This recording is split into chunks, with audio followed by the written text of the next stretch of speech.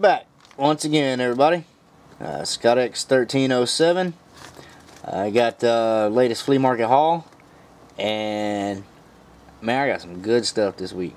Got up early as hell for a Saturday for me. Got up about 6:30. Got up. We left a little after 7. Got to the flea market about 8. The early birds had already been there. The guy said that when he got there at 6:30, he had to tell them to get the hell out of the way of the door just so he could get in to set his stuff up. Yeah, he's not happy about that. I don't know why he doesn't put a stop to it, but anyway, he must have got a lot of good stuff. There was a show in Atlanta, just a little dealer show last Sunday, I believe he went to, and either he or whoever supplies him with books must have came up with some really good stuff. I spent a little more money than I wanted to, but there was some stuff I couldn't leave. I just couldn't leave there. He gave me a hell of a deal though. Basically, I got about 15 or so the quarter books for free. I got a couple of other items that he just kind of threw in. So yeah, it ended up being a really good day. So anyway, first thing I want to show is he had a box there, and sometimes he has some neat stuff, not exactly comic, but kind of comic related. Magazines, things like that. He's got movies and such also, but he had a box of magazines, and I passed them up at first. I was going to come back to them. I was hitting up the priced books to see what silver and Bronze Age stuff he had in there while it was still early, and I'm glad I did. But I went back to his magazine box. A couple people had pulled out a couple of things out of there that I didn't notice at first, and I missed out on, but found these really neat. It's like it's like a newspaper. It's called Media Scene. This is issue 28. It's got some articles about Close Encounters, the Third Kind. Artwork, as you can see on the cover here, by Michael Kaluta. Stuff by Kirby, Wood, Morrow, and I know some of you might be familiar with this periodical here, but this is actually Jim Steranko's.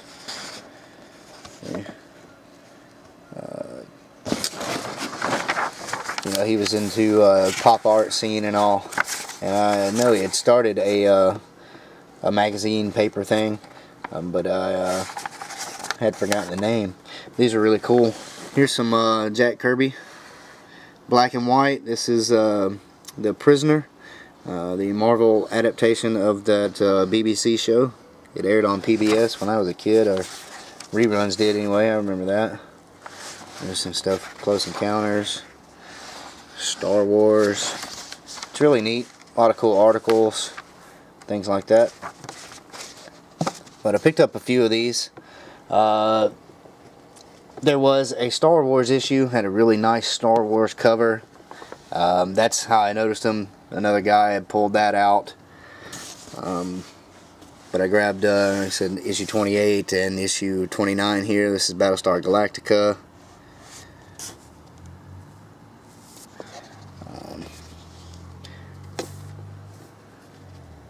Also got issue 31. This is Star Trek Motion Picture. This has got some more stuff. Jack Kirby, Hulk, Roy Thomas interview. I got issue 34 here. This is Buck Rogers, science fiction special here. Looks really cool. And then the last issue I picked up is 35. This is Alien. Pretty cool. It's got some stuff about Shogun Warriors, Hildebrandt Brothers. Really cool. Really, really cool. I said, missed out on the Star Wars issue, and there was a Doctor Who issue as well that had a black and white cover with several of the Doctors and the TARDIS and all. So I saw those. I jumped on that box and went through, pulled out what I could. He had some really cool stuff, some radio guides from the 30s that I almost picked up. I just didn't have a way to store them. They're kind of big. These papers here, I don't know what I'm going to do with those. Like I said, I picked up about 15 quarter books or 20-cent books. Should have been like $3, but I think he just threw those in for free. And I'll go through those pretty quickly. Some pretty neat stuff. I got an X-Men number 5. It's the first full appearance of Omega Red, or second appearance, however you want to look at it. Uncanny X-Men 291. It's one of the few issues I'm missing in the 290s. I think that completes those. I found this X-Man number 15. People are now saying it's the first appearance of Onslaught. I don't know. Surprised to find these for $1. Now I have a couple of copies of these now. Ultimate Fantastic Four 21 and 22. It's the first appearance of the Marvel Zombies. I've picked, I think I have 3 copies of 21 now. I picked those up for $1 before. Now I got them for 20 cents. That's it for the Marvel books in the cheapo section. Got some good independent stuff. Nexus number 4. I'm only missing 1 issue of that little mini-series now. Nexus 32. And Nexus 44. So I'm getting closer to completing that, the first comics run. I found this, and man, I started digging. I was like, oh man, I was hoping beyond hope that I might find issue number 2, I think it is. But an Albedo, number 8. Unfortunately, there weren't any other issues. Of course, issue 2, I believe, is first appearance of Usagi Yojimbo. Oh well. Did find a better copy of Starslayer number 1, which has, I think, the little preview of the Rocketeer. I found it. Got issue number 4. I'm gonna pick up like the first 10 or 20 issues of Starslayer. Issue number 5 and issue number 6. And 5 or 6 is the first appearance of is it Grimjack?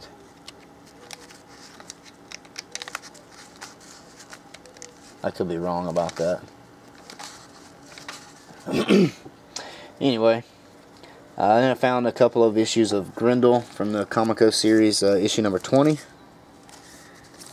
and issue 26. Those are all in pretty good shape.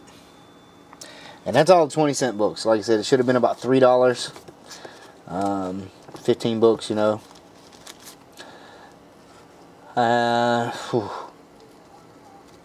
Picked up a bunch of priced books. Like I said, I was surprised. He had some really good stuff. First, picked up a few issues of this the past couple of months. I figured I'd go ahead and pick these up. Death Rattle number 3. I picked up number 8 a couple weeks ago. It's the first Xenozoic Tales.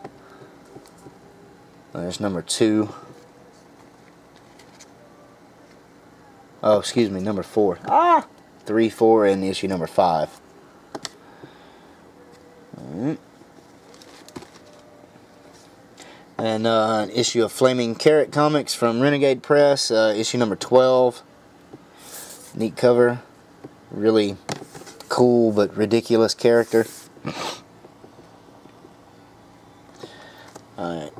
This next book here, when I was flipping through the book with the magazines and all, there's a photo of a woman. It's an actress from the 20s and 30s. I think she even started in silent film, and Clara Bow.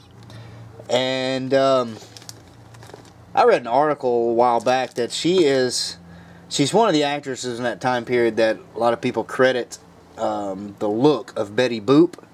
They claim it was based on her. It's actually, I believe, based on a singer named Helen Kane.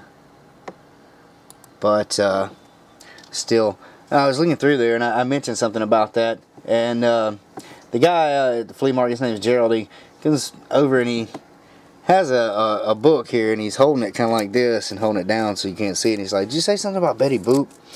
And I was like, "Yeah, there's a picture in here." He's like, "Well, I got this. I can't put it out because of what it is. It's not Betty Boop. It's Betty Page." And I was like, "Ooh, that's neat." And he's like, "Yeah, it's just a bunch of nude pictures." And it is. It's there's one page in here I think I can show, but it's pretty cool. It's from Eros Comics. It's Betty Being Bad. It is just a bunch of old still photos of Betty Page, different outfits and poses. It's got a long article talking about her history and things like that. I think here's probably the only page in there that I think I can show. That's Betty Page. So it was pretty cool. And he just kind of threw this in, no charge. I tried to look it up. It's not in the Overstreet Guide. I haven't checked online, but it's pretty cool. Alright, now the rest of the Bryce books here, these are all going to be Marvel. I was very, very surprised to find this up on the wall. A $2 price tag. All the Price books 25% off, of course. G.I. Joe #2. It's in very fine shape. Definitely worth more than $2. There was Marvel 2-in-1 in a new box, #4, Thing and Captain America. Issue of Wolverine that was missing, #46 with Sabretooth on the cover. I thought this was pretty cool. It's Incredible Hulk and Wolverine #1. It reprints the first appearance of Wolverine, their first battle. I believe that's a newsstand copy. It's from '86. Very cool. It's got a little bit of wear to it, a couple of spine ticks, a little bitty crease right here. It's non-color breaking. You know, a couple little things, nothing really major. Probably still in fine plus condition. It's only a couple of bucks. Was able to find a couple more issues of Uncanny X-Men are missing. 166. They're Fighting the Brood. And 194.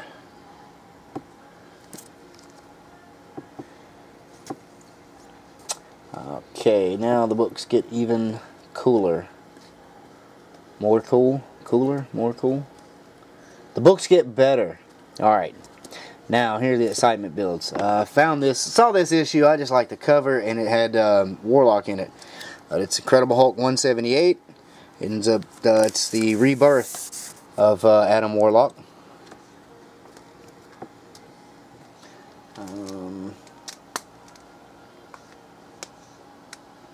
Next, I got Amazing Spider-Man Annual 10 with the Fly. Human Fly. That book's in really good shape, just a little off-white. Other than that, it's in really good condition. Square spine, still square, it's not folded over. It's very surprised. Picked this issue up because it had Silver Surfer in it. It's 121 of Fantastic Four. He had a bunch of older Fantastic Fours. I had to pick and choose. Fantastic Four 109 with Annihilus. This book's probably in VG. It's got some wear. Cover is got some rubbing. Colors are still good, but you can tell it's the gloss is starting to wear away. And the worst thing though is someone here on Annihilus, his wing has drawn the line through the word bubble, and it looks like they've outlined very lightly, but you can see it. But yeah, it was only like a couple of dollars, so figure what the hell. I'm not sure if I can't remember if issue 108 was there. I know issue 108 was Kirby's last issue. I did get issue 107. Unfortunately, he did not do, I think it's like 103 to 107 he didn't do. But I really like this cover of Ben Grimm changing into the Thing. This one's got, there were 2 copies of this. Believe it or not, the other one was in worse condition. It's got a little bit of wear at the top. You know, some spine wear, but still pretty good condition there. It was, see, like $3. Alright. This next issue, I had to look at this a couple of times. It's in good condition. I wish it was in a lot better shape, but it's an old issue of Thor, issue 132, and it's the first appearance of Ego, the Living Planet. I'm gonna open this up. Sorry if this video takes a minute. Here's the big damage. This rectangle ripped off the back. It was only a couple of bucks, 25% off. Jack Kirby interiors. It even says awesome artwork by Jack Kirby. Awesome artwork. See, they knew. But yep, I'll show you. This is cool because it's got Tales of Asgard in the back, a bonus story. And here we go. There is the first appearance of Ego, the Living Planet. Very cool. Definitely tell that's some Jack Kirby. Like I said, I was really excited to see this. I hesitated for a second. I kind of, flipped through the box and then grabbed a couple of things out and then went back through and looked at that again and was like, yeah, I'm gonna pick it up. I think it was like $3, 25% off. So, alright, last 4 books. Really cool to find these. Silver Age Avengers number 35. Look at this. This must be a variant cover. It's 2 cents. A 2-cent variant. Now this damn thing, it's not spine roll. The edges are even. It's got a bad miswrap. You can tell it's nice, and the book's nice and flat. It doesn't have that ditch that spine roll usually creates here. Other than that, it's in really good shape. This is the first issue of Avengers, scripted by Roy Thomas. Really cool to find. Alright, another issue of Avengers, number 52. First appearance of Grim Reaper. This one was really cheap also. It's got, yeah, it's a dirty cover. This yellow has some rubbing issues all over it. But there's no really huge creases or anything like that. No real big spine ticks. A few small ones. Like I said, the rubbing's a big issue, and of course, interior is off-white and everything. A little tan, but still, it's cheap. Silver Age Avengers, first appearance of Grim Reaper. I was like, oh, Yeah, I had to get, when I got home I had to look it up, make sure what it was. But yeah, that was very cool. Now these last two issues here, this is the find of, like, I don't know. This is the find of the year so far, despite their condition. Even though, I mean, we're only a couple months in, but I've never seen these books out in the wild. They're usually, if I ever see any from this series, from the Silver Age, they're behind a glass case, no matter the condition. Just to me, they're very hard to find. And I about jumped when I saw these in there. I grabbed them out immediately. I only kind of hemmed and hawed over it for a second. Silver Surfer number 5. And you see it right there. Tape on spine. Featuring the Stranger. Like I said, I never see these out. And you can see here, it's tape. See better on the back cover. There's tape here, here, and then up here. That sucks. I hate it. I know that probably puts this book in fair condition, but I didn't care. It was cheap enough. I looked it up. I still paid under guide value, even in this condition. And it's Silver Surfer Volume 1. Thick book. Would be in, you know, pretty decent shape if it weren't for that damn tape.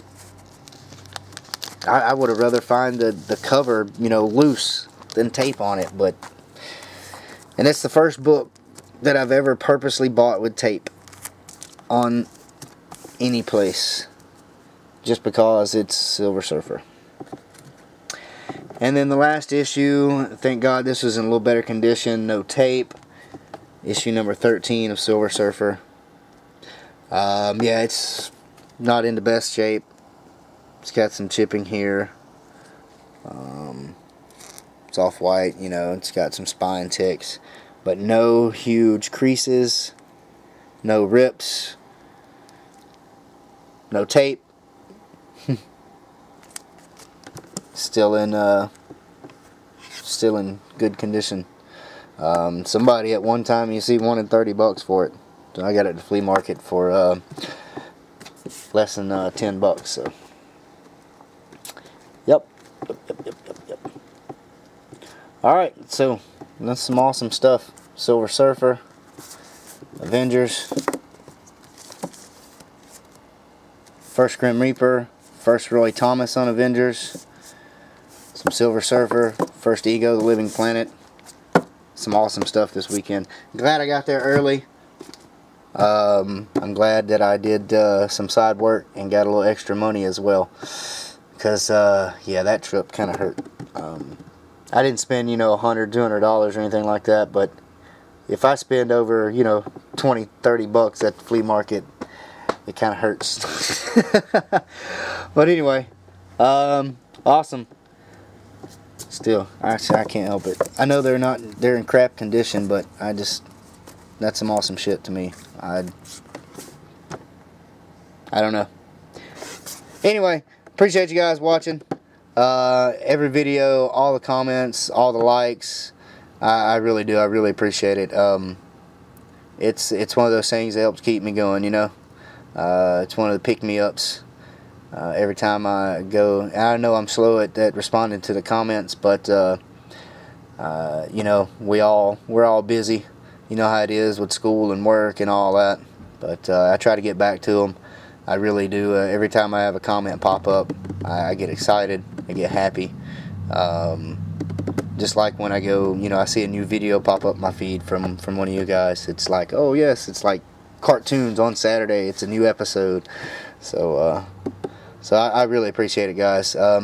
Everybody take care, and we'll see you next time. Like always, keep reading those books. Later, y'all. Woo!